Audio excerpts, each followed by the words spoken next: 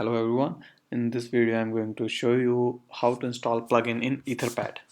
So first of all we will start our Etherpad. So my Etherpad directory is stored on desktop. So first we have to move to Etherpad directory.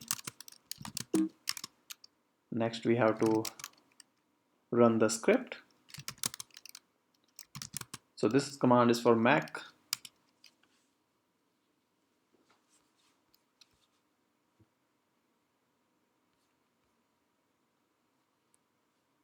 So Etherpad is started. Now we have to write the uh, localhost address and port number 9001. So in order to install plugin, we have to access admin panel. Now, when you try to access admin panel, it will ask you username and password.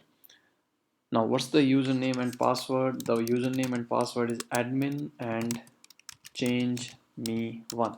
So these are the default settings. And before accessing admin panel, you have to uncomment these setting in setting.json file. So if you don't know how to do that, just go to the video in the description. So we have specified the credential. Okay, so this is the admin panel. Go to plugin manager.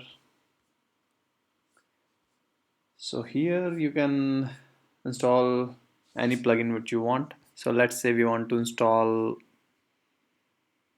um, this plugin, Etherpad. So what you have to do, just click on install.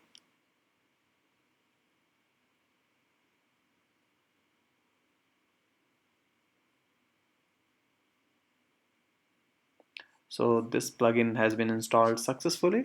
Now there is another way. So if you are having some local plugins, so you can install those plugins as well using commands. So in next video I'm going to show you how to install local plugins using command prompt.